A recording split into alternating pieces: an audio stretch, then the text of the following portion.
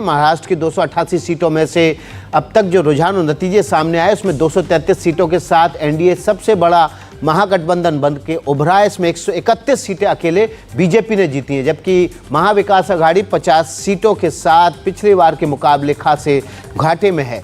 झारखंड की बात करें तो यहाँ पर 57 सीटों के साथ इंडिया गठबंधन सबसे बड़ा गठबंधन बना है और जेएमएम ने यहाँ पर अकेले 37 सीटें जीती हैं, जबकि एनडीए 23 सीटों के साथ पिछली बार के मुकाबले घाटे पर है। सरकार जल्द ही बननी है क्योंकि महाराष्ट्र में 26 तारीख तक शपथ ग्रहण होना है। ऐसी सूरत में जल्दी वहाँ पर मुख्यमंत्री का फैसला होगा। देवेंद्र फडणवीस मुख्यमंत्री बनेंगे या फिर एकनाथ शिंदे की लॉटरी फिर से लगेगी, ये देखने वाली बात होगी। लेकिन झारखंड में स्थिति साफ है कि एक बार फिर से हेमंत सोरेन वहाँ पर मुख्यमंत्री बनने जा रहे हैं। महाराष्ट्र की सियासत की बात कर लेते हैं। महाराष्ट्र की सियासत में पिछले 2-3 सालों में असली और नकली पर काफ़ी तकरार हुई। शिवसेना शिंदे, शिवसेना यूबीटी दोनों खुद को असली शिवसेना बताते रहे।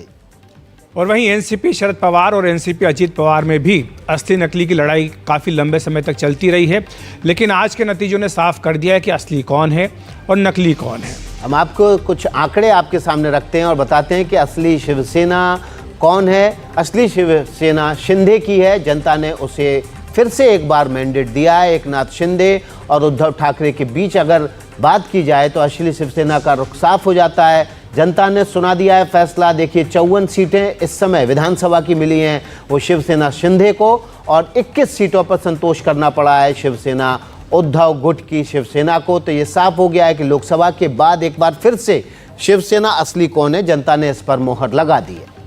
और अगर हम बात करें पवार की, अजीत पवार या शरद पवार किसकी है एनसीपी, तो वो आंकड़ों पर भी एक बार नज़र डाल लेते हैं कि असली एनसीपी अजीत पवार की है। ये भी जनता ने आज फैसला सुना दिया।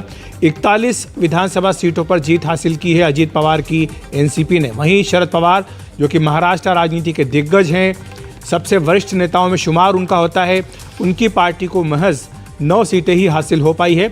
आपको बताएं कि लोकसभा चुनाव में एक तरह से सहानुभूति मिली थी शरद पवार को, लेकिन इस बार विधानसभा चुनाव में जनता ने अजीत पवार का साथ दिया है। बारामती से भी अजीत पवार की जीत यहाँ पर हुई है। देखिए जब लोकसभा के चुनाव हुए थे तो शरद पवार के हाथ में महाराष्ट्र की कमान थी और उस समय जो स्ट्राइक रेट था महाविकास आघाड़ी का अखिलेश वो 69% था। लेकिन इस बार जो स्ट्राइक रेट है महाविकास आघाड़ी का वो मुश्किल से 20%, 23% पे आकर सिमट गया है। हमारी सहयोगी सुजाता द्विवेदी ग्राउंड जीरो से मुंबई से जुड़ गई हैं। कहाँ पर हैं वह हम उनसे जान लेते हैं। सुजाता, क्या अपडेट है आपके पास?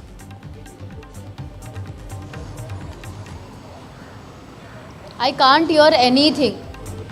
हम कोशिश करेंगे आप तक दोबारा आने की, इसको कनेक्शन को ठीक करने की, लेकिन अनंत के पास चलते हैं। अनंत स्टेडियम पहुंच गए हैं वानखेड़े। अभी कुछ देर पहले विधानसभा में थे विकास, अब वानखेड़े स्टेडियम पहुंच गए हैं। और आपको बता दें कि हमारे सहयोगी वहां से ये जानकारी भी दे रहे हैं कि 25 तारीख को संभावित है महायुति की शपथ ग्रहण समारोह।